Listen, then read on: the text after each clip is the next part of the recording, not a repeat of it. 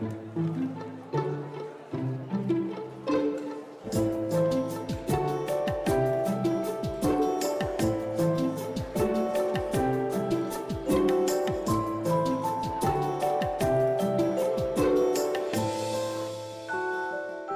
vous remercie vraiment très vivement de l'honneur que me fait le mémorial de la Shoah en me proposant d'interviewer le directeur actuel du musée d'Auschwitz-Birkenau. Je vais essayer de servir au mieux votre personnalité, tout ce que vous avez envie de dire sur ce lieu mémoire, pour reprendre l'expression qui a donné son titre à une série sur France Culture assez impressionnante qui s'appelle donc Auschwitz-Birkenau, lieu mémoire de LSD, la série documentaire par Béatrice Leca, réalisée par Yael Mandelbaum, dont je parlerai un peu. En effet, bonsoir Piotr Sisansky. Bonsoir, bonsoir à tout le monde.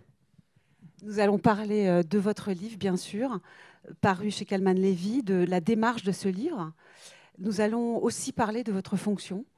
Je pense que ce n'est pas rien de diriger ce musée, qui lui-même a une histoire lourde, ne serait-ce qu'avec les Polonais. Nous allons en parler un peu. Et puis, puisque votre démarche générale, et c'est flagrant dans ce livre, d'être attentif aux individus, de rappeler toujours que derrière la masse des morts, il y avait des individus. C'est votre préoccupation constante. Je crois quand même que ce serait bien de parler un peu de vous au début, de qui vous êtes, comment vous êtes devenu directeur de ce musée. Donc je vais me permettre de commencer par là. Vous êtes né en 1972 à Varsovie, Piotr Siwiński. Vous avez un très bon français qui tient au fait que votre famille, pendant votre enfance, a été en Suisse et en France. Vous avez étudié à l'université Marc Bloch de Strasbourg ainsi qu'à l'université de Lublin en Pologne. Et vous êtes un historien médiéviste, un historien du Moyen Âge. Vous avez fait votre thèse sur Bruno de Kerfurt, qui était un religieux catholique qui a été reconnu comme saint par l'Église catholique ainsi que par les orthodoxes. Ma première question est celle-ci. Vous avez une trentaine d'années, dans les années 2000, vous avez fait cette thèse. Comment un historien médiéviste devient-il directeur du musée d'Auschwitz? Oh là là, on a 1 heure, oui.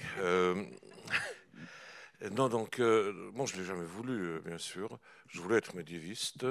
C'est un choix conscient. Je viens d'une famille dissidente, d'une opposition assez dure face au régime communiste. Donc le XXe siècle, ça me paraissait quelque chose de beaucoup trop proche, de beaucoup trop... Un peu comme écouter les parents et lire un journal à la fois. Je veux dire, tout était trop présent, beaucoup trop présent. Donc je me suis un peu réfugié au Moyen Âge, que j'ai adoré, où je pensais y rester, me promener entre la maison et une bibliothèque, tout au plus.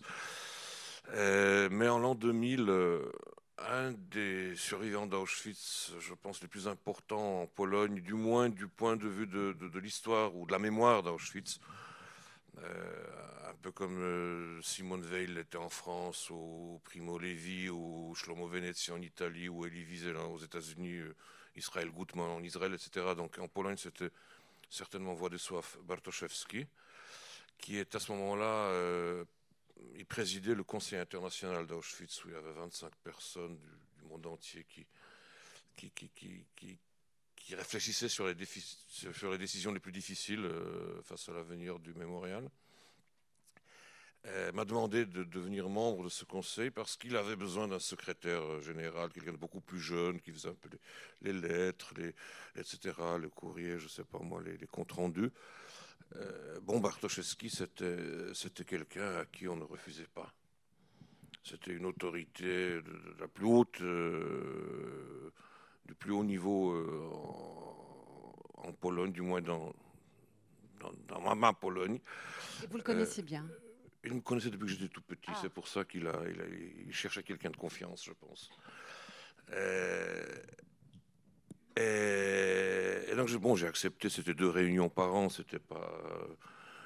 il y avait pas énormément de travail avec ça, mais là, du coup, je me suis rendu compte que je suis un des 25 membres de ce conseil.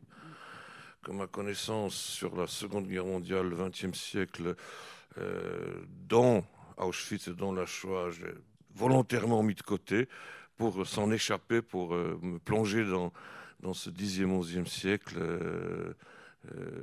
tout sécurisé, tout gentil, j'allais dire. On ne peut pas être négationniste pour le XIe siècle, je veux dire, qu'est-ce que ça veut dire.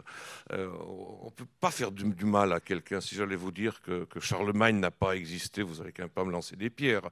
Bon, donc je me sentais bien dans cette époque-là, et du coup j'ai dû me replonger complètement, parce que bon, dans ce conseil, il y avait justement Israël Gutmann, il y avait des gens de cette envergure, et on était 25 membres, donc théoriquement, si on en arrivait à voter quelque chose, j'avais 4% des voix, donc c'était stressant.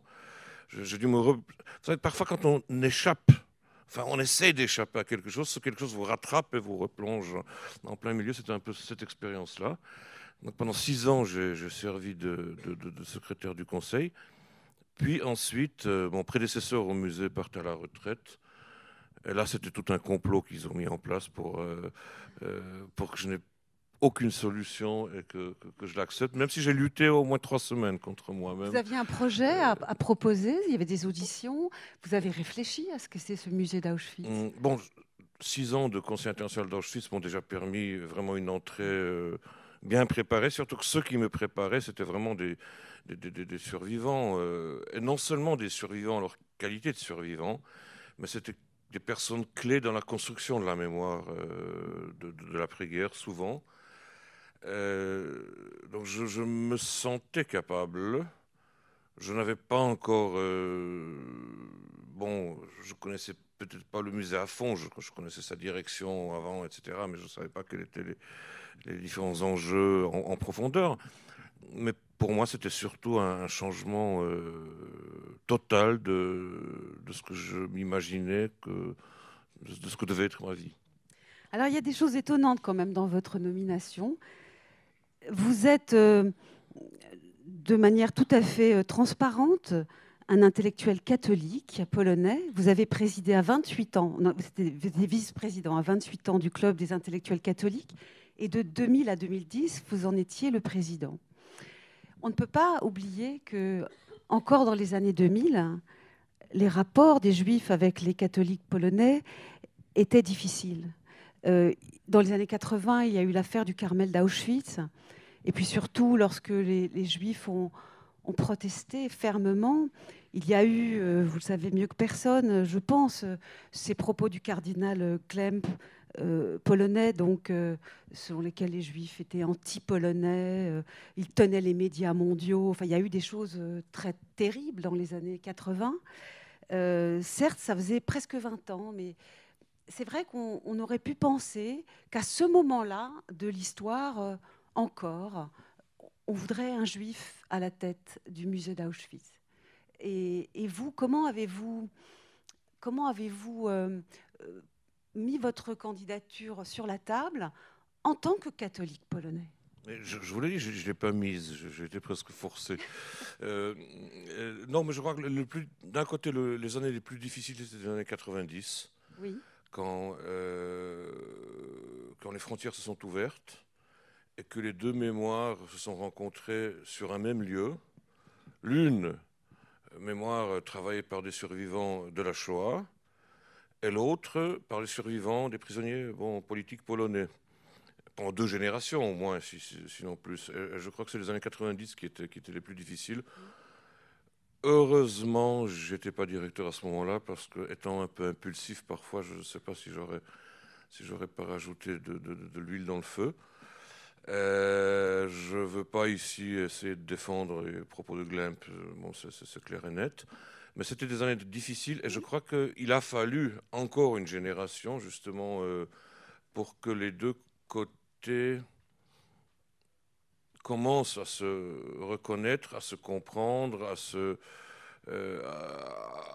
à voir que bon, le lieu a plusieurs facettes.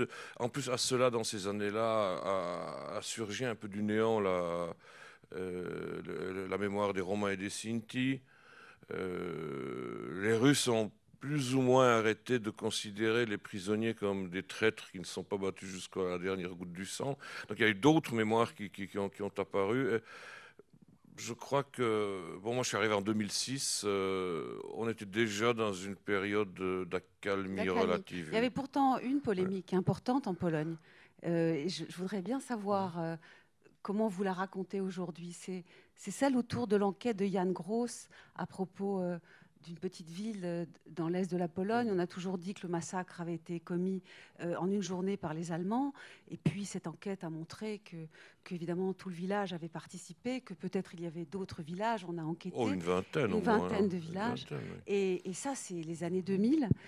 On raconte cela, de l'extérieur en tout cas, comme un C'était les trauma années majeur pour les Polonais. 2003-2004, plus ou moins, si ma mémoire est bonne.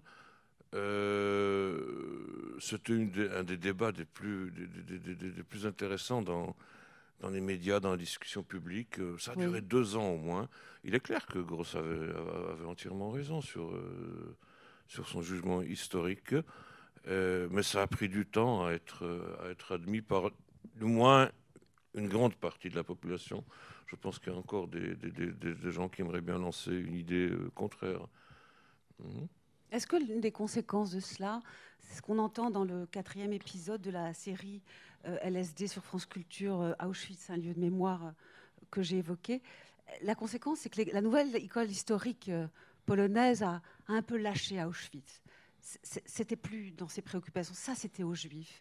On l'a donné aux Hmm. Juifs. Non, Non, je pense qu'Auschwitz a été lâché un peu partout. c'est-à-dire. Sincèrement, des grands livres sur Auschwitz dans les dernières, je ne sais pas, les derniers 15 ans ou quelque chose, il y en a plus beaucoup qui ont paru. Sur les ghettos, oui, sur les fusillades dans l'Est, oui. Sur Auschwitz, il n'y avait plus vraiment de grands livres d'ensemble, etc., qui ont paru. Il y a eu quelques exemples que j'aurais pu citer dans certains pays, mais c'est un autre problème, je crois, que l'on a. Les historiens contemporains, maintenant, ce que l'on a, travaillent beaucoup moins la Seconde Guerre mondiale et la période de la Shoah. Maintenant, ils aiment les années 50, 60, 70 même, voire même plus tard.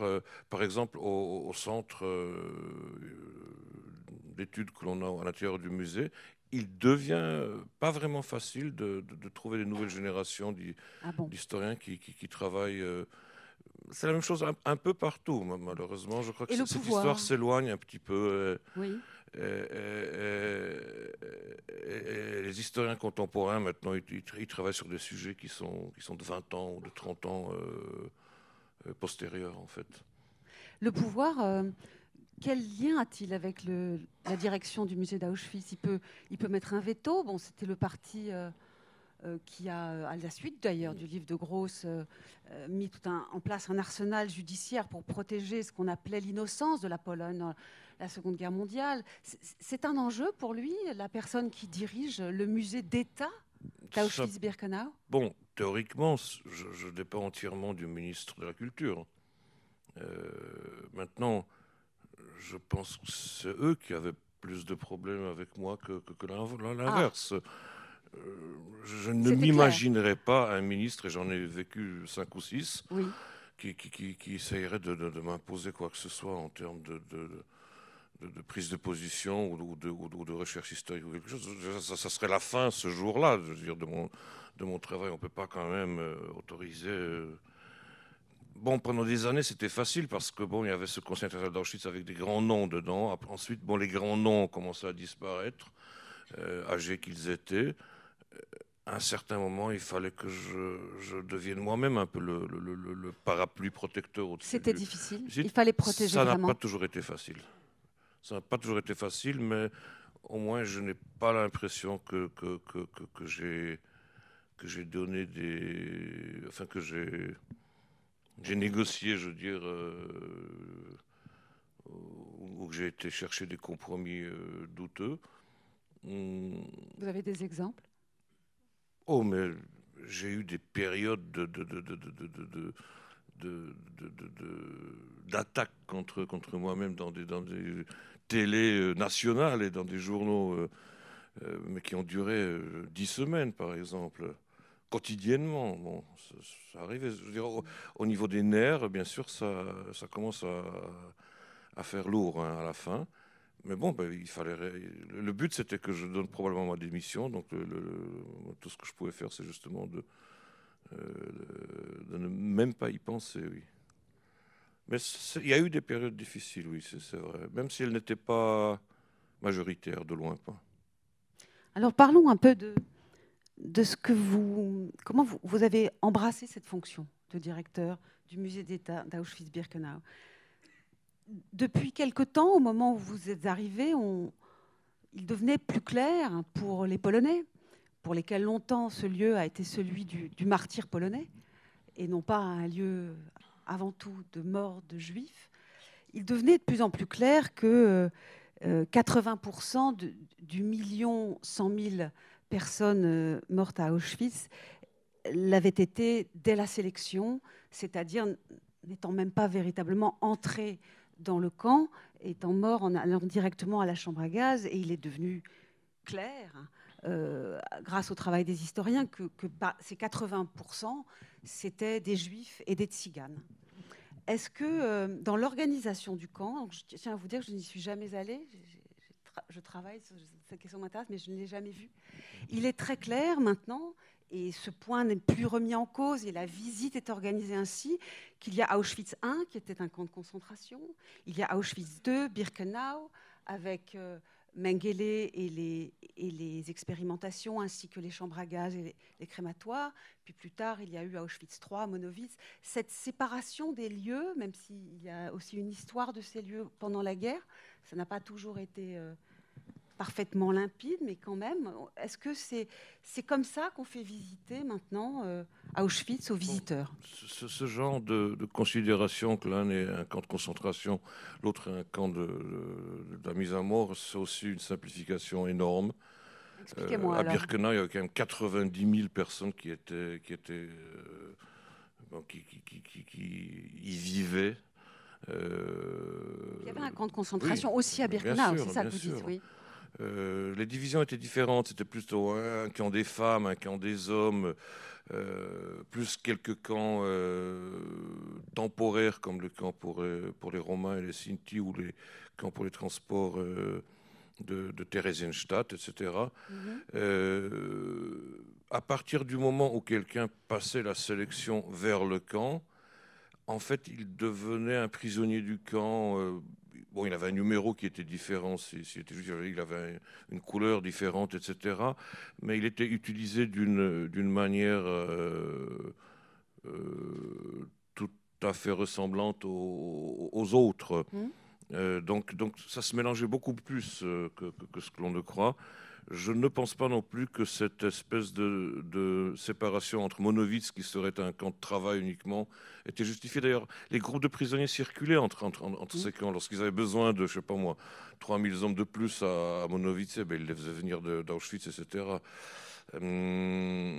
Puis bon, une cinquantaine de sous-camps.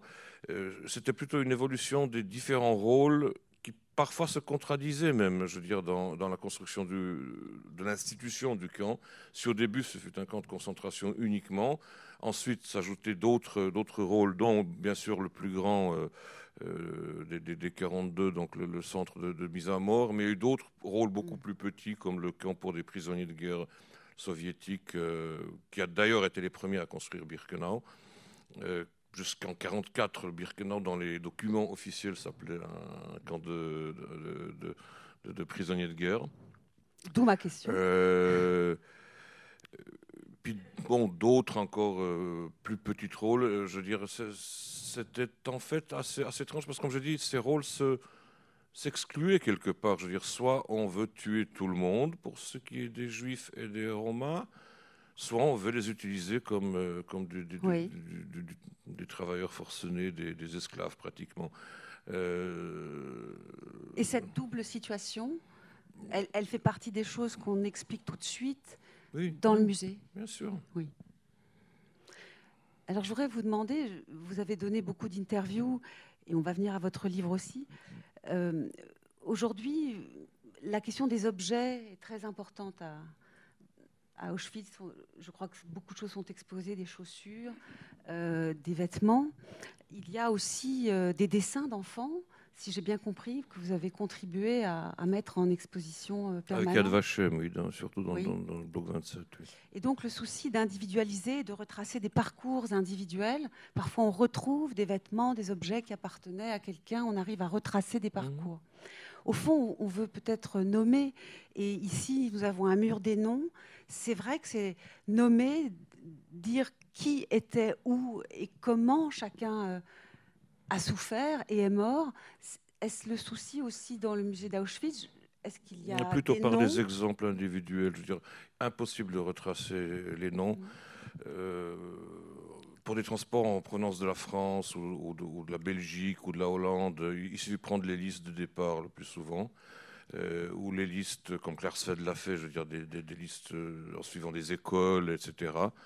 Mais à l'arrivée, plus personne n'était, même pas compté à la limite, certainement pas recensé. Et dans les baraquements, on sait aujourd'hui qui était où? Je termine. Pardon. Et les grands transports, les plus grands transports, c'était des transports de la Pologne d'avant-guerre, de la Hongrie, de la Slovaquie. Et là, ils étaient non plus, même pas comptés au départ, le plus souvent. Donc on a le nombre de wagons, à la limite, on pourrait dire, mais certainement pas les noms. Et le problème, c'est que lorsque les SS fuyaient avant l'arrivée de l'armée rouge, ils ont ordonné de brûler la documentation et 90% des documents ont été brûlés. Donc aujourd'hui, parmi ceux qui ont pu être notifiés dans cette documentation, donc ceux qui sont entrés dans le camp en tant que prisonniers, les 405 000 personnes, on retrouve peut-être 60% de noms, et encore parfois on n'est pas sûr de ce qu'on retrouve. Et c'est après des décennies de recherche, parce que très rapidement, si quelqu'un entrait dans le camp, il n'était plus traité par son nom, mais par son numéro. Donc parfois on a des numéros, on ne sait pas à quoi ils correspondent, etc. C'est une situation... je ne pense pas qu'elle arrivera à évoluer, sinon, si des sources nouvelles n'apparaissent pas. Alors là aussi, j'ai une question à vous poser. Y a-t-il encore des recherches à Auschwitz, notamment en sous-sol? Voilà, beaucoup d'entre vous savent que, notamment après la guerre, on a retrouvé ce qu'on a appelé longtemps les rouleaux d'Auschwitz, près des crématoires, des textes écrits par les Sonderkommando qui s'occupaient des chambres à gaz et ensuite du transfert des corps dans les crématoires. On a trouvé 4 textes, Zalman Gradowski, Zalman Leventhal, Leib Langfuss, puis un autre, je crois qu'on a changé l'attribution, c'est difficile. Et puis en 1980, on a trouvé un 5e texte. 1980, vous savez, pour des gens comme moi, et je pense comme vous qui sont nés avant, se dire que on a trouvé ça si tard, le texte de Marcel Nazari, qui était grec, on l'avait trouvé au début de la guerre? Alors, qu'est-ce qui s'est passé? Vous nous raconterez?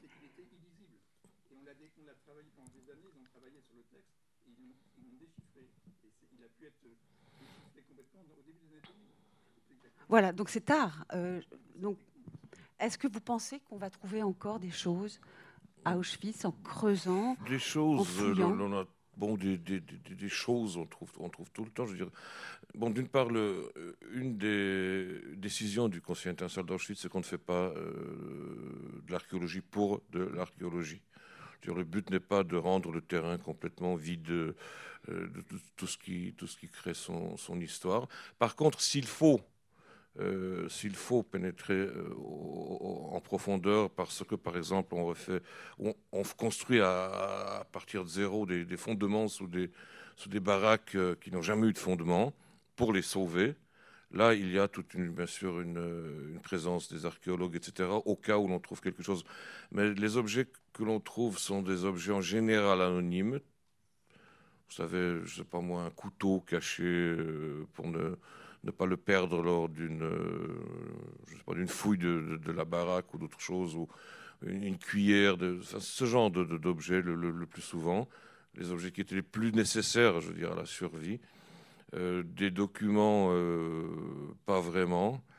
Il faut aussi dire que c'est un terrain qui est très humide, qu'il y a quand même 80 ans qui sont passés, que de nos jours, je ne pense pas que même si on avait trouvé quelque chose, il y aurait encore eu des possibilités de le rendre lisible, mais ça fait longtemps qu'il y a plus aucun document en tant que tel qui a été retrouvé. Ce sont plutôt des objets, oui, ben, des objets nécessaires à des tentatives de survie. Alors, parmi ces objets, on en parle souvent en ce moment, je trouve, à propos de cet anniversaire. Il y a les cheveux dont vous-même vous parlez. Il y a énormément de cheveux qui restent des déportés et c'est très difficile de savoir quoi en faire puisque la question est de savoir si on les laisse et ils vont s'abîmer, ou bien on les ensevelit, ou bien on les traite chimiquement pour qu'ils se conservent. Et dans le dernier épisode de cette série sur France Culture, à Auschwitz-Birkenau, lieu mémoire, pardon, vous dites quelque chose de très beau, j'aimerais bien que vous le redisiez. Je crois que c'est Israël Gutman qui a eu une formule pour dire personne n'a de droit sur ces cheveux. Bon, c'était Allez-y. une discussion qui date déjà de 2007 ou 2008, je crois, au sein du Conseil international d'Auschwitz. Il y a eu des personnes un peu plus orthodoxes, un peu plus religieuses qui ont réclamé à ce que ces cheveux soient ensevelis. D'autres ont dit que non, c'est pas possible de les ensevelir parce qu'ils sont là, donc c'est un fait historique qu'ils ont été coupés et mis de côté. Ça serait en fait falsifier un peu l'histoire. Puis d'autres qui ont dit, et puis ils jouent un rôle éducatif ou pédagogique si important qu'on ne peut pas en priver les générations futures. Puis d'autres ont dit que dans ce cas, il faudrait les conserver, mais la conservation du cheveu, c'est quelque chose qui est connu depuis longtemps. Je veux dire, on conserve des perruques du baroque, etc. Au bout de 5 ou 6 conservations, on a un idéal qui est presque... Il n'y a presque plus de cheveux, je veux dire. Tout est remplacé par la chimie, un truc artificiel. Un peu comme dans ces publicités de shampoing, là où... Bon.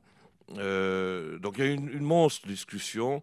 Puis finalement, il y a eu Marianne Turski qui a dit ma femme est passée par Auschwitz. Elle est arrivée des derniers transports du ghetto de Łódź, de Lodz. Elle est encore vivante. Ça se trouve, ses cheveux sont parmi ces cheveux-là. Attendez un peu avant de les ensevelir. Je dirais, on est encore là, on est encore vivant.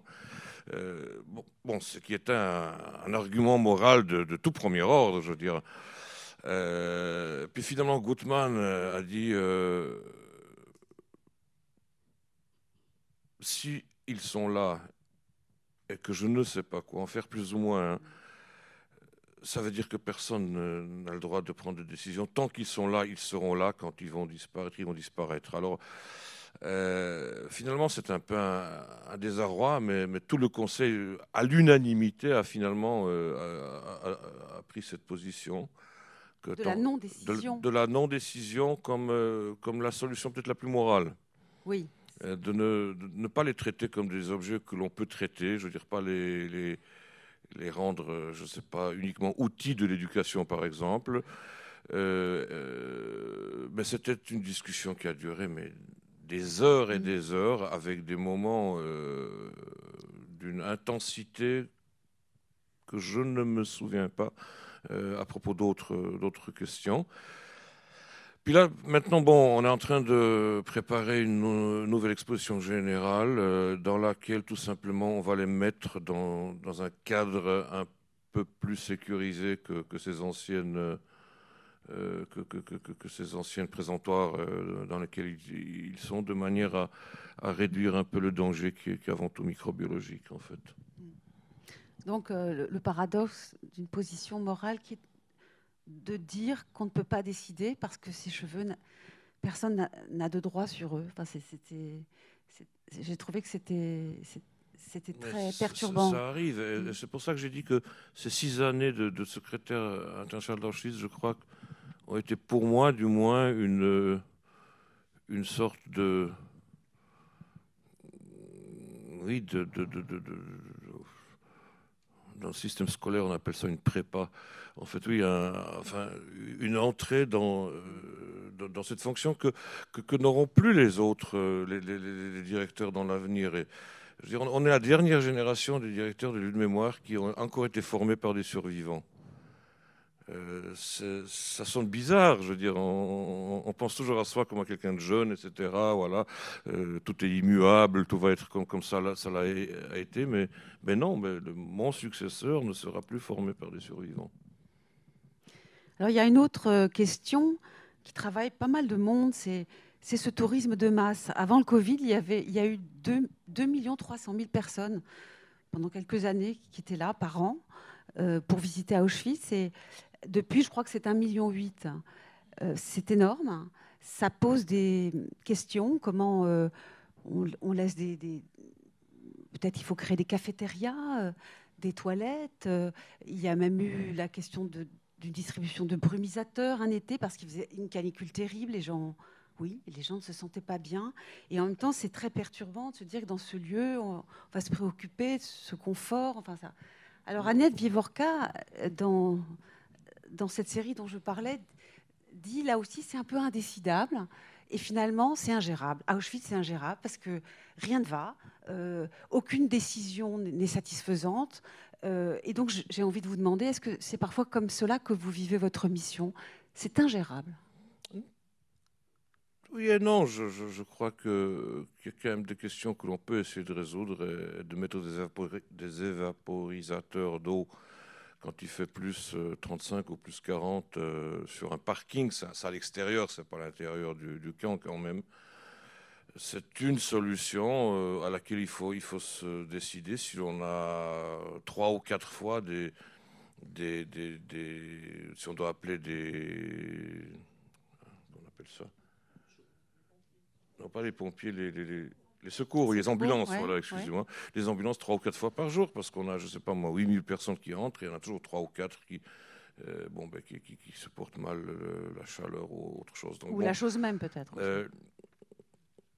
Je crois qu'il faut bien savoir ce que l'on peut faire et où on peut faire. Maintenant qu'il y en aura qui vont se sentir choqués par ceci ou par cela, profondément choqués ou pseudo-choqués, je veux dire, juste pour faire leur papier, c'est aussi quelque chose de tout à fait normal. Au début, je m'en inquiétais, avec le temps, de moins en moins. Je crois que c'est ce qu'elle voulait dire, Annette Vivorka. C'est ingérable, rien ne va jamais. C'est comme ça, c'est ce lieu, rien ne va. C'est difficile de satisfaire... mais le but n'est pas de satisfaire. Oui. Non, mais vous voyez, c'est la grosse différence entre le directeur du Louvre et moi, c'est que moi, je peux me permettre de ne pas satisfaire. Hein. Voilà, c'est ça. Voilà, de ne pas satisfaire aucune option, c'est ça que je voulais finir. Voilà. Alors j'ai encore une question sur la mémoire et la politique de la mémoire dans ce musée. C'est la question des tziganes. Là aussi, les travaux, les documentaires montrent que, bon, ils ont absolument fait partie, comme les Juifs, des populations qui ont été exterminées systématiquement. La nuit du 2 au 3 août 1944, 2700 tziganes ont été tués en une nuit, c'est raconté. Plus de 4000. Ah, c'est plus encore. Moi, j'avais le chiffre. Oui, mais depuis quelques années, on sait que c'était plus de 4000. Voilà. Il y a eu des études qui ont été faites merci, parce que je ne connaissais que la source de Lucie Adelsberger, qui était déportée, qui l'a raconté, donc je ne savais pas. Alors justement, c'est ça ma question. Sont-ils représentés? Y a-t-il une reconnaissance de cette souffrance tzigane aujourd'hui? La reconnaissance, elle est en hausse, certainement. Le problème est beaucoup plus grave et beaucoup plus difficile que pour les autres populations. Avant la guerre, c'était des personnes pratiquement sans papier, sans domicile fixe, je dirais. Les gens du voyage, qu'on aime les appeler un peu facilement, je veux dire, un peu romantiquement. Dans leur folie, les nazis en sont arrivés à la conclusion que c'était aussi un mélange de races, donc quelque chose d'extrêmement dangereux. Et ils ont commencé à les rechercher dans toute l'Europe, essentiellement centrale, mais pas uniquement. Il y a aussi des transports de l'Allemagne, de la Hollande, etc. À Auschwitz, ils étaient à peu près 24 000 à être transportés. Beaucoup ont été tués sur place sans être transportés aussi un peu partout. Donc bon, d'un côté, bon, des sans domicile fixe, des sans papier, je veux dire, bon, c'est déjà un point difficile pour construire une mémoire. Deuxièmement, je veux dire, dans toute culture, je ne suis pas anthropologue, mais bon, je veux dire, tout humaniste devrait le savoir, dans toute culture qui vit en se déplaçant, la tombe, la mort se vit différemment. La tombe n'a pas cette importance que pour les sédentaires. Parce que forcément, le mort, quand il est mort, on le laisse quelque part, on l'ensevelit quelque part, puis on continue le chemin ailleurs. On ne revient. Il n'y a pas cet élément de retour, par exemple, annuel sur l'histoire des morts, etc. J'ai mis vraiment du temps à le comprendre, à longtemps discuter avec ces personnes, que l'anthropologie de la mort, la culture de la mort, elle est différente. Mais est-ce que l'histoire Du coup, n'exige pas le même traitement que pour les autres, même si la communauté, si elle non. existe, ne le Du coup, vit les pas de la même premiers manière? centres de recherche en fait sur le génocide tzigane ont commencé dans les années 80, je crois, à Heidelberg en Allemagne, puis en Pologne, il y a eu aussi deux ou trois, ou du moins, associations, j'allais dire, ou fondations qui ont été créées dans ce but. Mais les sources étaient encore plus difficiles, étaient encore moins présentes. C'était presque. D'ailleurs, quand on lit les comptes rendus des survivants, il y en a quelques-uns qui viennent du monde gitan, tzigane, Roma, Sinti. La plupart, ce sont des observations des autres qui étaient au camp, qui les décrivent. Donc, c'est aussi une source qu'il faudrait pouvoir analyser mieux, mais les sources ne sont pas énormes. Maintenant, bon, sur un point de vue historique, il est clair et net qu'ils ont leur place dans l'histoire. Que, Les nier, c'est comme nier toute autre partie de. non, en Oui. aucun cas, je n'ai Non, parlé de mais les nier. nier ou Mais je veux dire, amoindrir, etc. d'une politique dans la manière d'exposer les faits à Auschwitz, Je, dans la visite, vous réfléchissez à ce mais problème? bien sûr. Oui, non, Je veux mais dire, voilà. on essaie de parler de tous les groupes, du moins les plus importants. Et ils sont le troisième groupe des victimes d'Auschwitz, en fait. Bon, ils ont eu toute une Le partie, troisième, oui, donc, 24 000, comme je vous l'ai dit, donc les dont Juifs. les Juifs, bon, les premiers, les seconds, c'était les Polonais, les troisièmes, c'était les Gitans, et les quatrièmes, c'était les Soviétiques, les soldats soviétiques. Puis ensuite, il y a eu bien d'autres groupes beaucoup plus petits, comme les témoins de Jéhovah allemands, ou les homosexuels allemands, ou bien d'autres. Oui. Alors, je vous propose maintenant de parler de votre livre. Donc, quand est né ce projet pour vous de vous replonger dans de nombreux témoignages, on va d'ailleurs évoquer les sources, et d'en sortir de très nombreuses citations pour raconter le vécu dans le camp de ceux qui ont vécu dans le camp.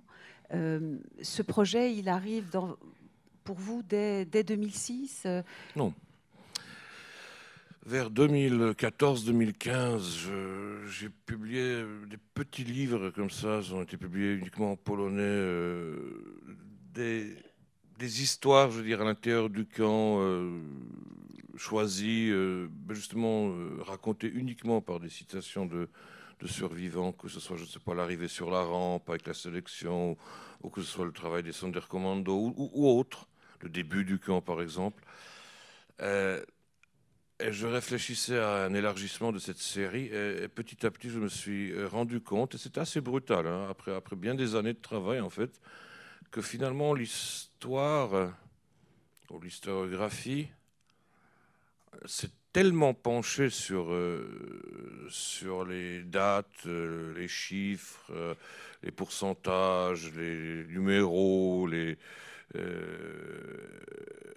nombres, les proportions, etc., les événements vraiment factuels, qu'on a quelque part Bon, je ne le critique pas, je veux dire, c'était quand même un grand effort et un grand résultat de pouvoir définir ces éléments presque chronologiques du camp. Mais on a un peu mis de côté ce qui peut être l'essentiel dans la mémoire de l'avenir et ce dont quelque part les survivants nous disaient, nous parlaient. Je veux dire, c'est ce vécu humain, ce vécu intérieur, ces émotions, ces états d'âme, ces états d'esprit, cette lutte contre la déshumanisation, etc. Quelque part, ça n'apparaît pas dans les grandes monographies, dans les grands articles, etc. Et que l'on perd, je pense, une des choses absolument essentielles de l'histoire du camp, donc ce vécu humain, des êtres humains placés dans une situation de déshumanisation. Et c'est là que j'ai d'abord fait un retour sur tous les livres que j'ai lus, sur bien d'autres livres que je n'ai pas encore lus. J'ai même dû voyager pour en trouver certains. Il y a pas mal d'histoires de survivants qui ont été publiées, par exemple, à 30 ou 40 exemplaires quelque part, en privé, juste pour la famille les plus proches. Ça n'a pas toujours été facile de les trouver. Et sur des archives non publiées, parce que beaucoup de choses n'ont pas été publiées. Et je me suis rendu compte que oui, en effet, il nous raconte des perspectives beaucoup, beaucoup plus larges, plus profondes, sur lesquelles très, très peu se sont penchés, en fait. Il y a eu Langbein qui a un peu touché, lui-même survivant. Il y a eu Primo Levi, lui-même survivant. Il y a eu Victor Frankl, lui-même survivant. Mais les historiens ont vraiment, visiblement, préféré faire un travail d'histoire très, très classique, factuel, etc., sans revenir. Or, cette histoire n'a été travaillée presque que par des historiens. Je veux dire, je ne sais pas, les grandes écoles psychologiques, je ne parle pas de Frankl ici, je parle en général, sociologiques, anthropologiques, etc., n'ont pas travaillé sur ces sources. Donc l'approche historique la plus brutale, la plus classique prévaluée. Et il me semble que là, on perd quelque chose qui est, ben, qui a une importance énorme pour l'avenir de la mémoire. Est-ce que vous avez refait des entretiens ou vous avez travaillé uniquement sur des sources? Elles sont colossales.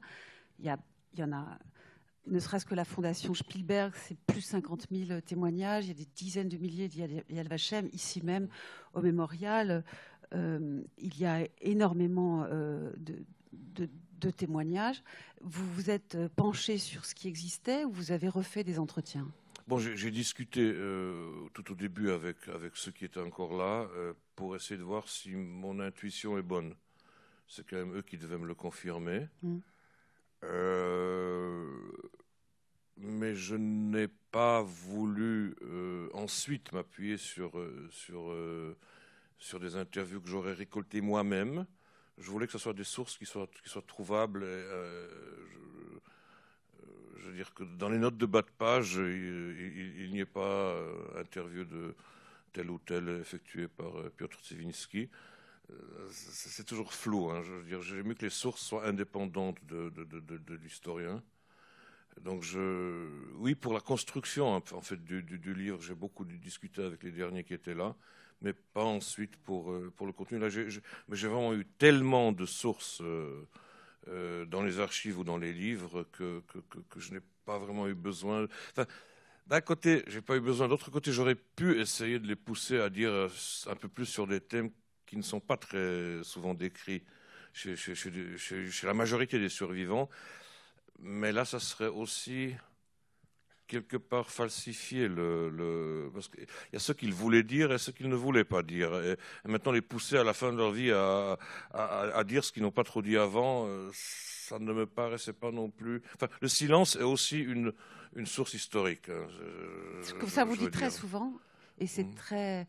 Donc, justement, c'est pour ça que je voulais vous demander si vous avez vécu la chose, les silences, avec de nouveaux entretiens, ou si vous entendiez les silences, y compris dans des sources, alors je suppose filmées, Oh, audio, filmer, j'ai arrêté. Non, si non. encore, j'aurais dû rajouter les 50 000 témoignages filmés oui. détenus à Los Angeles. Ça aurait pris, je ne sais pas, moi, Donc 10 ça, ou vous n'avez 15 pas... ans pour les regarder uniquement. Oui. Non, là j'ai vraiment fait que sur l'écrit. Alors, il y en a un autre, quand même, qui fait partie probablement de notre impuissance.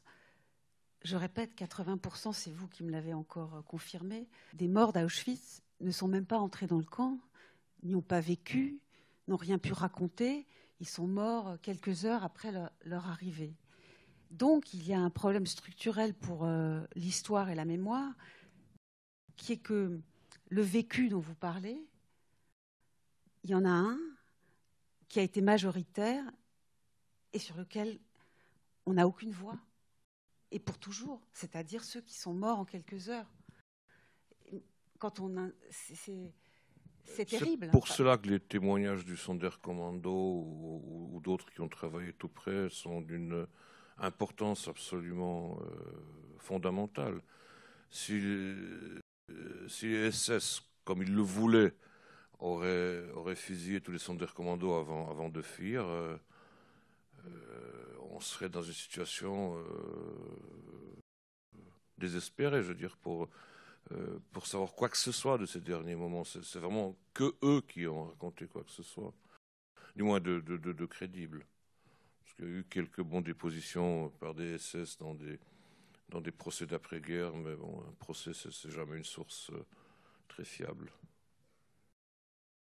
Et c'est vrai que je crois que vous en parlez un peu, notre vision d'Auschwitz, les premières images, ce sont les gens qui étaient encore là, les caméras des soviétiques, de même ceux qui ont ouvert les autres camps, qui n'étaient pas tous des camps de la mort. Et c'est l'image, c'est-à-dire l'image de gens qui n'étaient pas la majorité des morts d'Auschwitz. Ceux-là, ils ne sont pas devenus décharnés après de nombreux mois, ils n'ont pas... Et le problème, c'est que pour accéder à la réalité d'Auschwitz, on passe toujours, et bien entendu, par ceux qui ont vécu, qui nous racontent. Il y a quelque chose d'inaccessible dans les 80% des morts. D'un point de vue émotionnel, bien sûr, c'est difficile. Mais d'un point de vue de méthode, c'est quelque chose qui s'applique à énormément de travail historique dans le monde. Vous savez, vous m'excuserez la comparaison, je parle uniquement du point de vue méthodologique strictement. Hein. Mais les grandes découvertes des Amériques et les descriptions des relations entre les colons et les Indiens, on ne les a que d'un côté. Hein. Eh oui, du moins pour le XVIe siècle. Donc bon, c'est une situation qui n'est pas... bon, ça arrive, oui, que l'on n'ait qu'une... Encore, je trouve qu'à Auschwitz, la situation, elle est d'autant bonne, bon, du point de vue méthodologique, je dis encore une fois, que c'était à la fois un centre de mise à mort et un camp de concentration, donc il y a eu quand même des centaines ou des milliers de dépositions, et pas comme à Treblinka, à Belzec ou à Sobibor, où si on a 6 ou 7, on est déjà heureux. Vous pouvez préciser cela? Quelle est la différence avec Sobibor? Il n'y a pas eu de camp de concentration, donc les quelques rares qui ont réussi à s'échapper, à survivre, bon, ont déposé après la guerre, mais c'est vraiment 6 ou 7, je crois, dépositions pour Sobibor, peut-être une dizaine pour Treblinka, 0 pour Belzec, 2 escapes, non pour le camp de travail à côté, pas pour le camp de la mise à mort, 2 échappés de Chełmno. Bon, les proportions sont complètement différentes. Donc, oui. il y a un travail à faire, mais ce que j'ai voulu montrer, c'est que ce travail ne peut pas s'arrêter au factuel. Je veux dire. Moi, je crois que quand on me pose la question, est-ce qu'il y a encore des choses à découvrir, je crois que c'est dans ce pluralisme des méthodes, justement, anthropologie, sociologie, toutes les sciences humaines, toutes les sciences, toute la psychologie, etc., les sources sont énormes, elles sont très difficiles parce qu'elles sont en de très nombreuses langues. Personne d'entre nous ne parle 17 ou 18 langues qu'il aurait fallu parler. Je dois vous avouer, j'ai aucune notion du ladino. J'ai aucune notion je sais pas moi, du yiddish. Bon, donc, moi j'ai dû me résoudre à des sources qui ont été publiées, soit inscrites, répertoriées, archivisées en polonais, en français, en anglais, parfois en allemand, avec de la peine en italien. Mais c'est tout, bon. Le hongrois, enfin, le hongrois, je ne parle pas le hongrois non plus. Et pourtant, il y a des documents d'archives en Hongrie. On est en train de réfléchir avec Google à un système de traduction en vers l'anglais de toutes ces dépositions qui sont un peu dans plusieurs endroits différents au monde, du moins pour les grandes collections, et qui sont justement en 16, 17, 18 langues différentes, ce qui montre aussi déjà bien que énormément de choses ont été publiées, mais vraiment personne n'a travaillé sur l'entité des sources qui existent. Ne serait-ce que pour cette raison-là. Je vous remercie beaucoup. Ce n'est pas terminé, bien sûr, mais je propose de céder la parole à la salle, à ceux qui voudraient interroger Piotr Siwiński. Merci pour ces informations très intéressantes. Je voulais vous demander, en Amérique du Sud, il y a eu des fouilles ADN des personnes disparues. Que pensez-vous qu'on trouverait si on essayait de trouver de l'ADN dans la terre dans laquelle il y a des cendres? Impossible. L'ADN se décompose vers une température de 60 ou 70 degrés. Donc, à la limite, pour les cheveux, bon, si vous aurez l'audace de soutenir une attaque massive de l'opinion publique depuis le fin fond de la Nouvelle-Zélande jusqu'au fin fond du Canada, et une attaque qui ne me dérangerait pas. Non, qui ne m'étonnerait pas. Mais dans les cendres, il est impossible de trouver de l'ADN. Mais dans les cheveux, oui? Encore maintenant? Peut-être, je ne sais pas. D'accord. Et au niveau des financements, est-ce que c'est possible d'avoir une idée de qui sont les principaux donateurs pour la survie du musée? Ces dernières années, je passe sur la période de la Covid qui était catastrophique comme pour beaucoup d'autres institutions. Du ministère de la Culture, j'ai à peu près 30% de mon budget. De la fondation qui a été créée pour soutenir la conservation, j'ai à peu près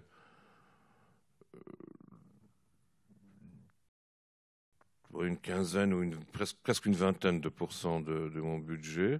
Le reste, c'est des ressources propres, guides, parking, etc., vente de livres du musée. Plus parfois, bon, pour certains projets, des sources européennes ou de l'argent privé. Mais là, c'est plus lié à des projets, c'est pas lié à une continuité de...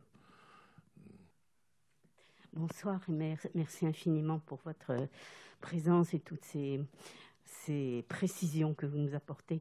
Moi, j'ai une question, bon, peut-être pas directement liée. On continue encore à diffuser, quand il y a des documentaires sur l'ouverture du camp, ces fameuses vidéos prises par les soviétiques, qu'ils ont tourné quelques semaines après l'ouverture du camp, avec des figurants russes ou polonais, enfin habillés avec des uniformes de déportés. Est-ce qu'il n'est pas possible, et bien souvent on ne mentionne pas que ces images sont des fausses images. Comment pourrait-on rectifier ça de façon globale, que ces images-là ne sont pas les images de l'ouverture du camp? Il est très difficile de dire lesquelles de ces images sont réellement fausses et lesquelles pas. Une partie ont été prises à la Libération, on voit de la neige partout. D'autres, on voit plus la neige, c'est vrai. Mais même sur celles où on voit plus la neige, on voit par exemple les enfants qui passent entre les barbelés. Ce sont les enfants du camp. où plusieurs se sont reconnus, où leurs familles les ont reconnus, etc. Donc, sincèrement, je suis dans l'incapacité totale de dire qu'est-ce qui a été figuré, qu'est-ce qui a été reconstruit, en fait, qu'est-ce qui a été filmé d'une manière reconstruite, mais avec des personnes vraiment venant du camp. C'est un matériel qui est, comme tout matériel de propagande, très très difficile à utiliser. Personnellement, je ne l'utilise pas, entre autres pour cette raison, mais je me verrais mal dire que bon, ben, tout cela c'est faux, parce que ce serait certainement pas vrai non plus. Ça nous sert historiquement parfois pour repérer bon, des baraques qui n'existent plus, pour des détails que personne ne remarque en regardant ces images. Mais je suis vraiment dans l'incapacité de dire qu'est-ce qui est vrai, qu'est-ce qui est semi-vrai, qu'est-ce qui n'est pas vrai du tout, etc. Il y a toutes les zones grises imaginables dans ces prises de vue. Vous permettez, madame, je voudrais juste rendre hommage ici à quelqu'un qui s'appelle Lior Lalieu, qui s'occupe de tout ce qui est image. Et elle est intervenue sur ce sujet, vous le savez peut-être, dans le cours de l'histoire, la semaine dernière, lundi 27 janvier. Elle a raconté des choses très intéressantes sur la scénarisation, qui étaient notamment liées au choc. Par exemple, à Mauthausen, donc pas seulement côté soviétique, et aussi l'envie de mieux montrer, paradoxalement. Donc ils ont refilmé les scènes. Donc c'est une question très complexe. Moi, personnellement, j'ai appris beaucoup dans cette émission. Voilà. D'accord. Juste, alors, une deuxième chose. Lors de la cérémonie d'Auschwitz, là, en janvier, lors de votre discours, vous avez dit, enfin, ça a été traduit comme ça, parce que vous parliez en polonais, la mémoire et le pressentiment, et le fondement du pressentiment. Est-ce que vous vous rappelez cette partie du discours? Est-ce que vous pourriez nous dire un petit peu plus? Il y a différentes manières de concevoir, je pense, la mémoire, son rôle aujourd'hui, ce à quoi elle peut servir et comment la faire fonctionner. Pour moi, la mémoire, je l'ai dit aussi lors du discours, c'est quelque chose de très polyphonique. En général, les hommes d'État, les politiciens veulent toujours essayer d'imposer une mémoire, un calque classique, fermé,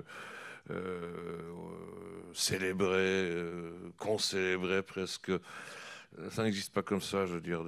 Toutes les régions, toutes les familles, tous les groupes sociaux, toutes les générations ont quelque part leur propre mémoire. Il est important à ce qu'elle soit en symbiose avec les faits historiques. Mais ils la vivront de toute manière différemment, avec des symboles différemment, avec des points de référence différents, avec des enjeux différents du moment. Comme je le dis souvent, je veux dire, si vous comparez les vétérans de la Seconde Guerre mondiale, les braves gars ricains qui ont débarqué en Normandie 20 ans après, pendant la guerre du Vietnam, qu'est-ce qu'ils font? Ils marchent avec des étendards entre Capitole et la Maison Blanche pour protester contre la guerre. Qu'est-ce que font leurs gosses pour protester contre la guerre? Ils font du stop pour rejoindre Woodstock. Bon, deux expressions complètement différentes de mémoire. Et la mémoire, elle a le droit d'être plurielle, elle a le droit d'être différente. Mais je crois qu'il y a encore une autre erreur que l'on fait énormément. Là, je vais m'attaquer à ce qui est le fondement de la discussion sur la mémoire en France. J'espère que vous n'allez pas me huer. Mais il y a une terminologie en France qui veut parler d'un devoir de mémoire et d'une transmission de mémoire. C'est vraiment une perspective d'une génération en regardant l'autre génération qui est complètement immature, complètement sans espoir. Il faut vraiment lui donner un paquet tout entier, bien fermé, qu'elle l'apprenne ou qu'elle ne l'apprenne pas, mais qu'elle la révère jusqu'à la fin de sa vie, rien à y changer, etc. Non, l'autre génération, elle aura sa mémoire. Ce que l'on peut essayer de faire, c'est la soutenir dans le grandissement, je veux dire, dans la manière dont cette mémoire va germer, qu'elle va grandir, qu'elle va apporter ses fruits, etc.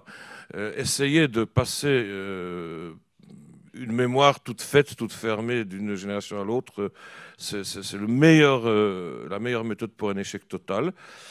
Et de même, je pense que le devoir de mémoire, c'est une terminologie qui est affreuse. Elle tue complètement la mémoire. Je veux dire, moi, si j'avais eu 16 ans et qu'on m'aurait dit que j'ai un devoir de mémoire, c'est la première chose que j'aurais essayé de fuir. Je veux dire, déjà, devoir, bon, ça sonne mal, c'est ambivalent, quelque chose entre le devoir d'école et puis une obligation. Et deuxièmement, je crois que c'est pas ça la mémoire. La mémoire, elle est là aujourd'hui. La mémoire, c'est pas quelque chose qui regarde uniquement le passé, c'est quelque chose qui se vit aujourd'hui, qui doit nous aider à prendre des décisions, qui doit nous aider à juger ce qui nous entoure et à nous juger nous-mêmes à l'intérieur de ce qui nous entoure.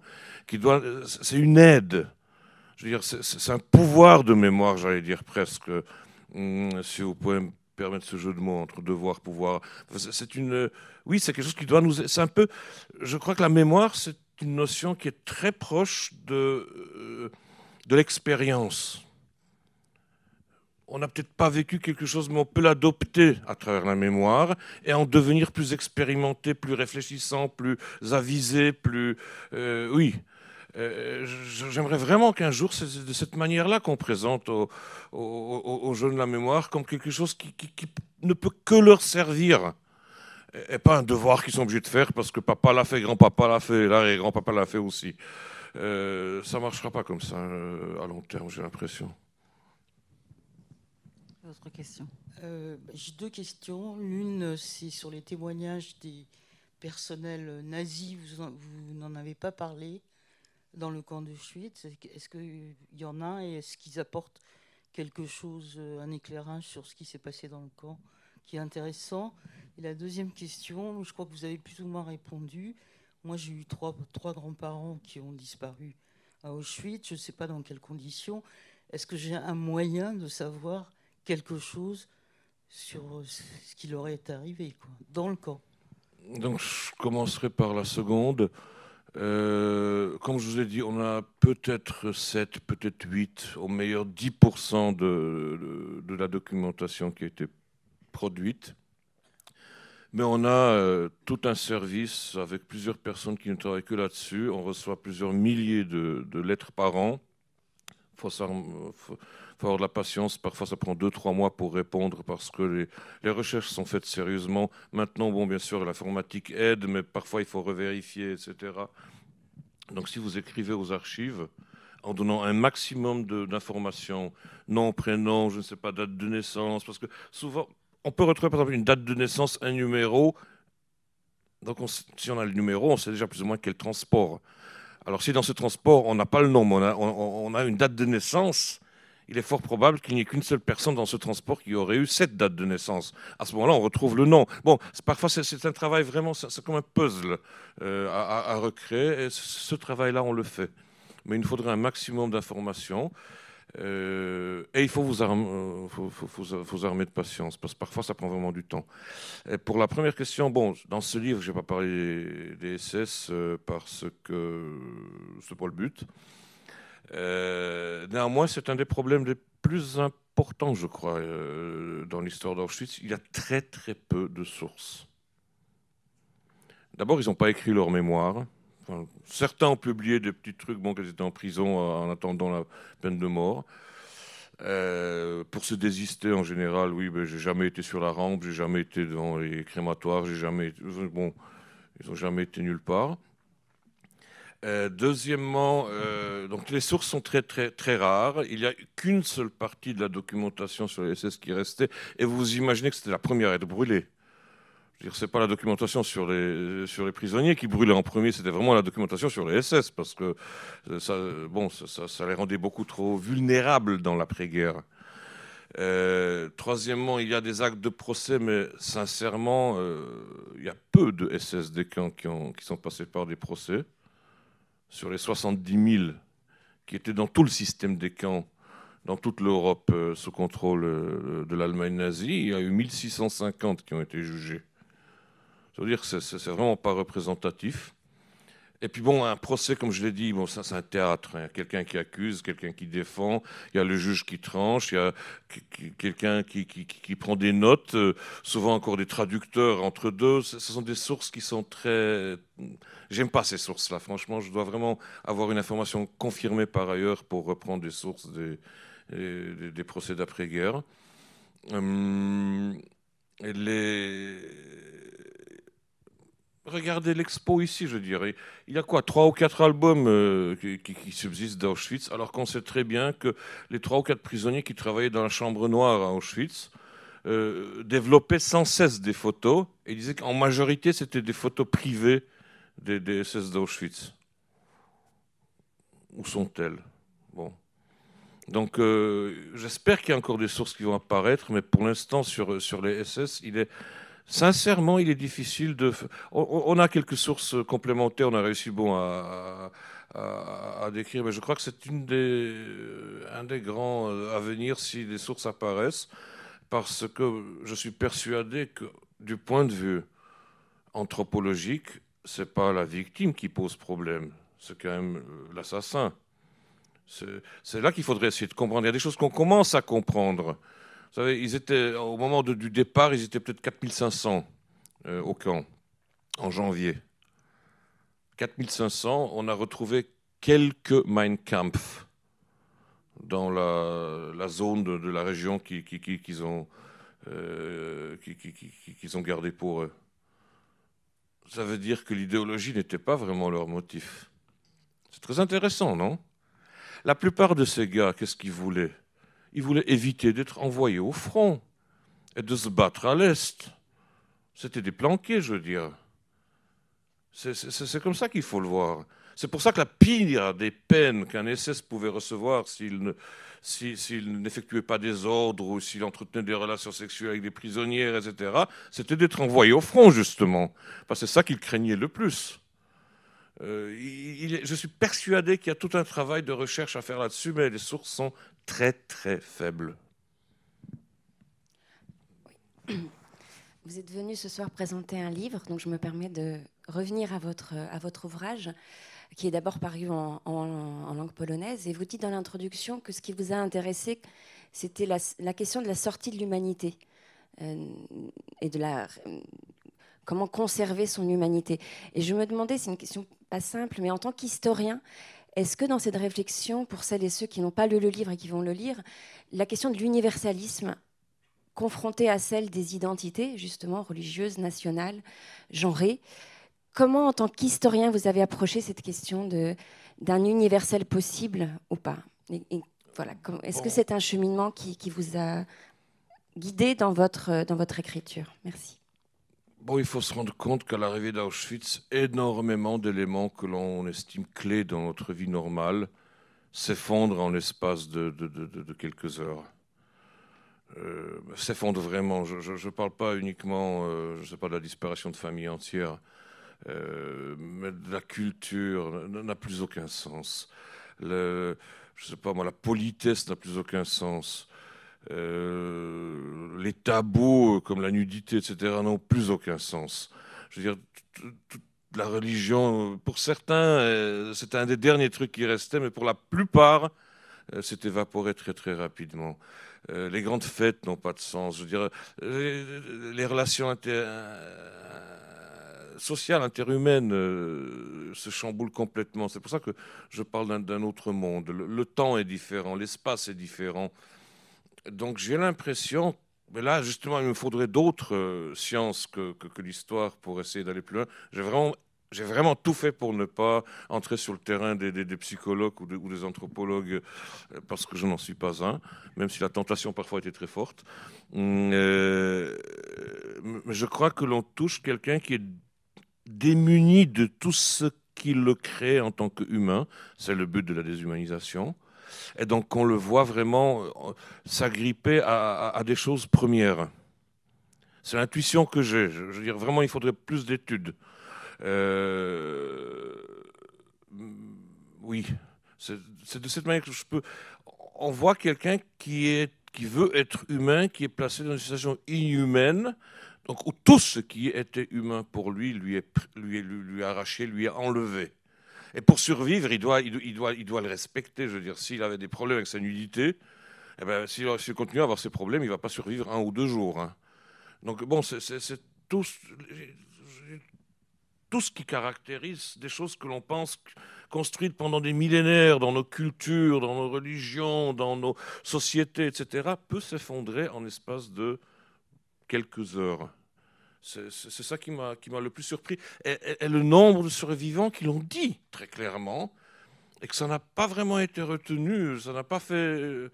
Vous savez, un livre classique de survivants, un quart du livre est sur les premiers jours de l'arrivée. C'est incroyable. Indépendamment du fait qu'il ait passé 3 mois ou 2 ans, un quart du livre, c'est sur le début, parce qu'ils essayaient d'expliquer ça, ce choc initial incroyable.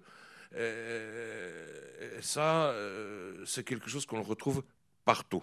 Donc si j'ai vraiment quelque chose que je retrouve partout, je commence à le considérer comme historiquement prouvé. Et je reste sur mon terrain d'historien, c'est aux autres de faire leur travail. Pensez-vous qu'on pourra un jour retrouver d'autres photos que celles de l'album d'Auschwitz? Parce qu'il y en a très très peu de l'intérieur. L'album d'Auschwitz, l'extérieur c'est sur la rampe. Et d'ailleurs, personnellement, je suis un fils de déporté et j'ai eu un choc quand je crois avoir reconnu mon père sur 2 photos de l'album en train d'accueillir les déportés de Hongrie. Donc on a très très peu, surtout aucune de l'intérieur. Donc bon, comme je l'ai dit, si ces survivants qui ont travaillé dans la chambre noire, qui ont donc développé les photos que l'on connaît là, des prisonniers sous 3 angles différents, on dit qu'ils avaient plus de photos à développer privées des SS. Il y a quand même eu à peu près 50 000 de ces photos de prisonniers face, profil, etc. qui ont fait. Ça veut dire qu'il y a eu énormément de photos qui ont été faites en privé. Ils disaient aussi qu'un de leurs travaux, non officiels bien sûr, ils le faisaient un peu, bon, obligés de le faire, mais c'était pas pour la SS elle-même, c'était pour des SS privés, de les relier en album. Donc je suppose que le nombre d'albums qui a pu y être créé devait aller en centaines. Maintenant, on ne sait pas où ils sont, on ne sait pas si ils sont. J'imagine que le SS qui fuyait en 1945 aurait brûlé cet album avant de fuir parce que bon, il y était trop visible.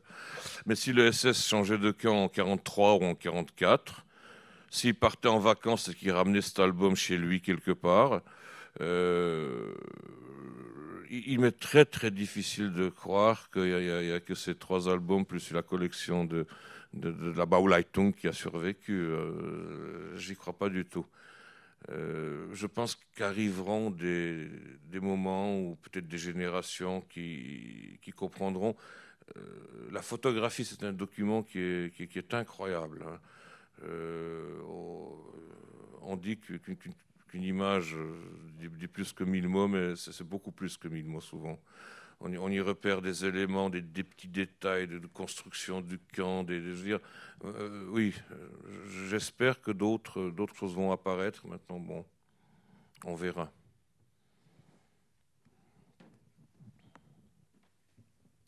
Tout à l'heure, on vous posait la question, enfin, vous répondiez sur le peu, effectivement, de témoignages nazis qui existent. Je voulais vous demander quel est le crédit que vous portez au témoignage de Rudolf Höss, qui a été écrit lorsqu'il a été emprisonné, avant qu'il soit pendu justement dans le camp.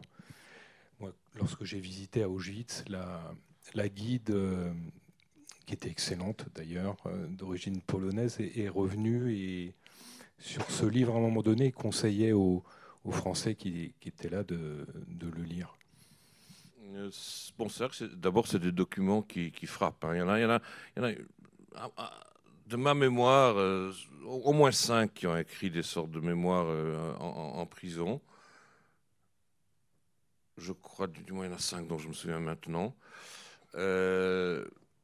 On a l'impression qu'ils l'écrivent un peu pour leur famille, pour qu'ils ne pensent pas si mal que ça, pour essayer peut-être là encore, il aurait fallu être psychologue et pas historien pour essayer de faire une projection ou pour essayer de faire enfin, donner une explication qui les place un peu en dehors de la responsabilité, ou du moins qui amoindrit leur responsabilité. Néanmoins, bon, forcément, il cite aussi des faits.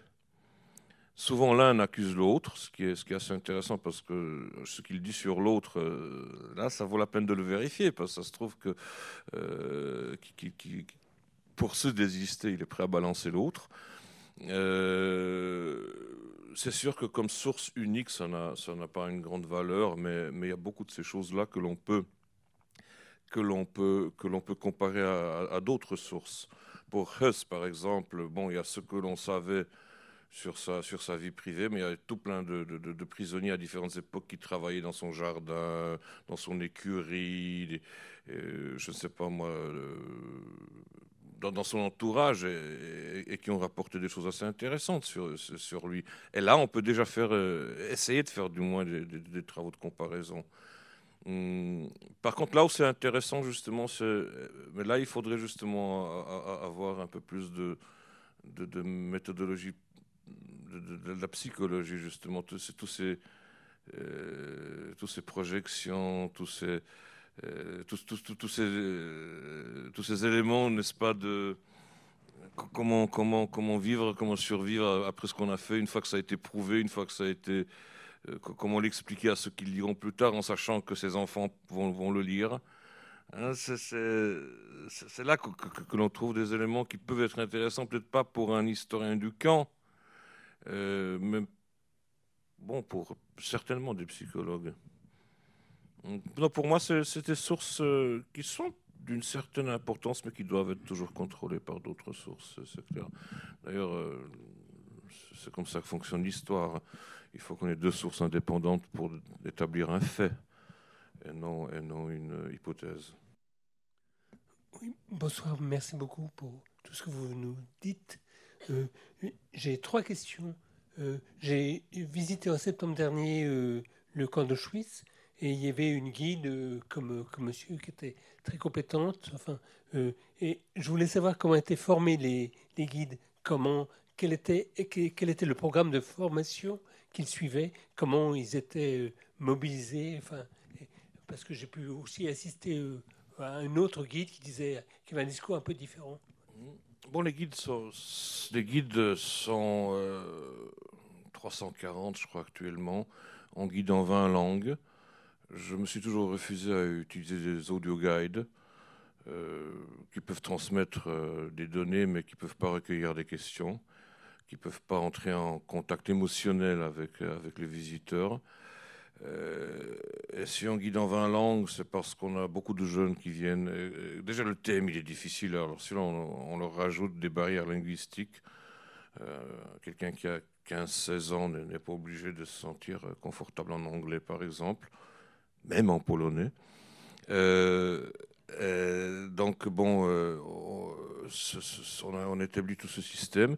Les guides, bon, au départ, passent des examens qui sont très difficiles. Il y en a, je ne sais pas, 30 à 40% qui les réussissent au maximum. Historiques, et des examens pratiques. Ils doivent guider une commission. Puis, ils doivent prouver quand même leur capacité linguistique. Là, c'est plus difficile parce que quelqu'un parle, bon, il veut être guide en anglais ou en français ou en allemand, bon, on peut le tester nous-mêmes, mais si quelqu'un vient me dire qu'il est excellent en coréen, c'est déjà un peu plus difficile. Là, il faut qu'on fasse recours à d'autres instances. Mais ensuite, il y a tout un continu, tout un suivi. Je veux dire, par exemple, les guides francophones, assez régulièrement, même viennent en France. Là, ils ont au mois de septembre, je crois, il y a eu tout un groupe qui est passé par la maison d'Isieux et par d'autres endroits du centre de la France. On essaye de les aider à suivre les évolutions des manuels scolaires, c'est très très important. dans les différents pays. Il faut bien se dire qu'un guide francophone peut recevoir aussi des Suisses romands, des Belges, des Canadiens, etc., voire même parfois certains publics de l'Afrique qui ne sont pas nombreux, mais bon, qui arrivent aussi, donc qui n'ont pas nécessairement même mention de l'Holocauste dans leur manuel scolaire. Donc il y a tout un suivi qui est historique, qui est aussi technique, toutes les questions un peu psychologiques, comment réagir, parce que les gens réagissent très différemment. Certains sont plus apathiques, d'autres sont plus perturbés, d'autres sont nerveux. La nervosité veut dire que certains rient, par exemple, mais c'est par nervosité, pas par... Donc bon, il y a aussi ce genre de formation qui est nécessaire. Et puis bon, le plus difficile, c'est cette évolution des langues. De temps en temps, on s'aperçoit qu'il y a des nouvelles langues qui nous arrivent, parce qu'il y a des nouveaux potentiels, je ne sais pas, de déplacement géographique ou Ryanair ouvre une nouvelle liaison et puis tout d'un coup, on a une langue à laquelle on n'était pas préparé. C'est un peu un travail avec du matériel vivant où il faut toujours être vigilant, oui. Mais c'est vrai que ce sont les premiers contacts pour le grand public. Donc on essaie d'y faire énormément attention. Et j'espère pouvoir sauver aussi longuement que possible cette situation où on n'arrive pas et on ne reçoit pas une brochure ou un truc enregistré. Même si les questions n'ont pas de réponse, je veux dire, si un gosse de 16 ans a le courage de demander à un guide mais où était Dieu à ce moment-là, c'est quand même une question qu'il faut recevoir. On ne peut pas le laisser comme ça, avec une brochure à la main. Rebonsoir. J'ai une petite question sur les numéros qui étaient marqués sur les bras, mais aussi sur les poitrines. J'ai vu ça dans les derniers reportages à la télévision. Notamment, des survivants disaient que les premiers chiffres donnaient le numéro du convoi par lequel ils étaient arrivés. Et je m'interroge de savoir, j'imagine que de toute façon, le fait d'avoir ces numéros, c'était une façon de déshumaniser les personnes. Mais j'imagine aussi que les nazis devaient certainement faire des statistiques pour rendre compte à leur hiérarchie de savoir, voilà, nous avons supprimé tant de personnes. Qu'est-ce qu'il en est de ça, s'il vous plaît ? Est-ce qu'on prend encore juste à côté, parce qu'on va devoir s'arrêter. Je voulais juste dire, si on est un peu brutal pour la fin, ça ne vous empêche en rien de discuter avec Piotr Siwinski qui va signer le livre et vous pourrez encore parler avec lui. Mais là, je vais prendre les dernières questions, remarques. Pardonnez-nous, le temps, c'est cool. Non, il y avait je une peux dame, avoir la oui. réponse ou... Non, Ah non, je après pense qu'on prenait groupé et que monsieur répondrait. C'est ce qu'on m'a demandé de faire. Oui, bonsoir monsieur et merci pour votre intervention. Je suis aussi professeure d'histoire-géographie et donc nos élèves savent. Contrairement à ce qu'on entend, on ne peut plus enseigner la Shoah en France. On peut enseigner la Shoah en France. Là aussi, il faudrait faire des vraies statistiques. Ma question était la suivante. Vous parliez tout à l'heure de conservation des cheveux. Je suis allée 12 fois à Auschwitz. J'ai vu aussi la dégradation des bâtiments, notamment des bâtiments, des baraquements qui étaient étayés, les crématoires qui, évidemment, subissent le temps. Est-ce qu'il y a là une politique, enfin pas une politique, mais comment envisagez-vous de conserver, de préserver le site ? Alors, monsieur au fond, et puis je ferai répondre monsieur Siwinski. La dernière question, et vous pourrez répondre peut-être aux 3 dernières. Ça ne vous ennuie pas ?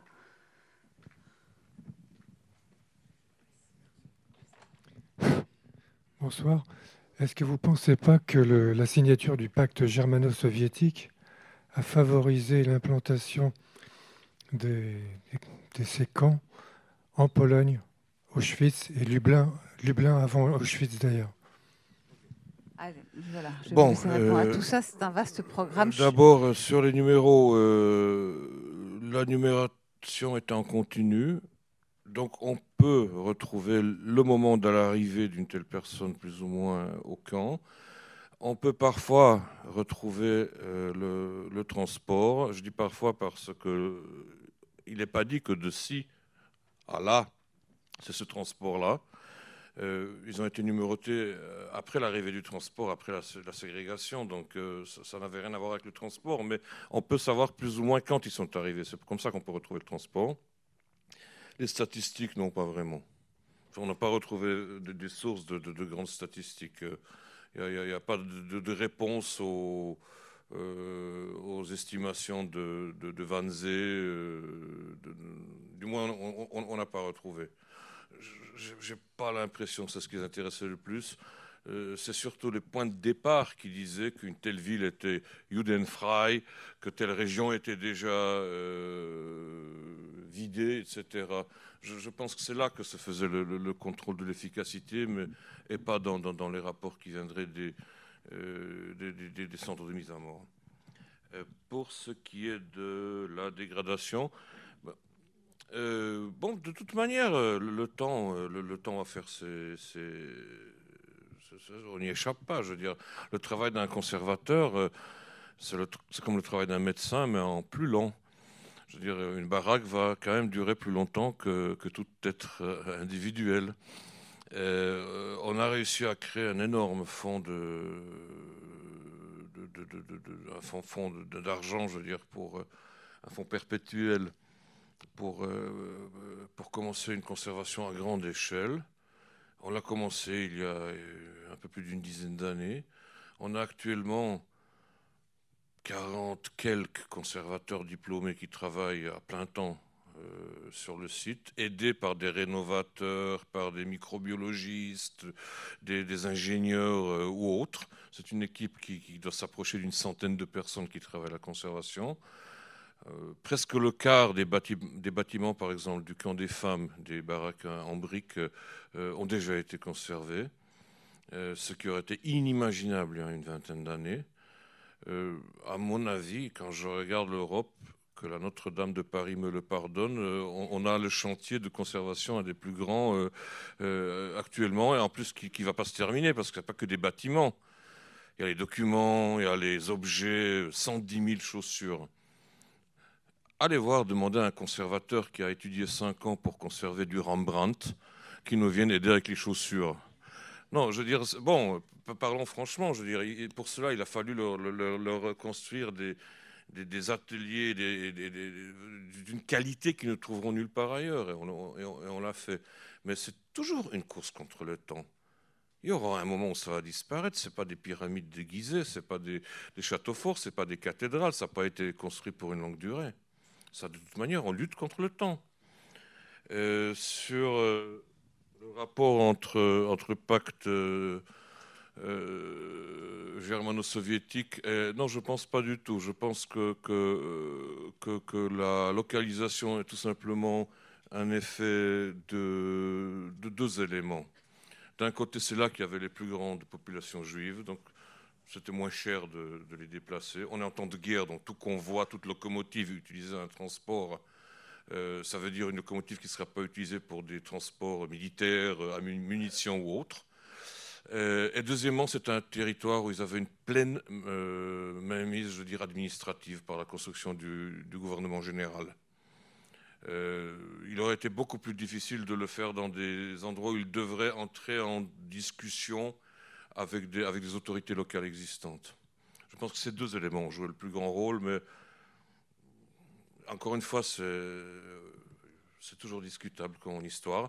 Et puisqu'on passe vers la fin, j'aimerais remercier encore toute l'équipe de Kalman Levy qui sont pour certains présents ici.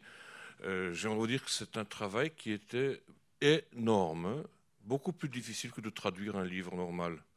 Parce qu'une quantité de citations, et ce livre s'appuie sur des citations, ont déjà été publiées auparavant en français. Donc on n'avait pas pu les retraduire depuis mon édition polonaise ou l'édition anglaise qui était précédente. Il fallait faire tout un travail de recherche dans des bibliothèques pour retrouver les bonnes citations, je veux dire, qui ont été publiées en français. Donc c'est un travail qui a duré vraiment des mois et des mois. L'équipe l'a fait avec une patience fantastique. Un travail vraiment, c'est autre chose que de traduire un livre. Hein. C'est vraiment retrouver les sources dès le départ pour être sûr que Delbo ne soit pas retraduite du polonais ou de l'anglais vers le français alors qu'elle a publié son truc en français, par exemple. Pour Delbo, c'était facile, pour d'autres, c'était beaucoup plus difficile. J'aurai jamais assez de remerciements pour toute l'équipe, pour un travail énorme qu'ils ont vraiment fait. Voilà.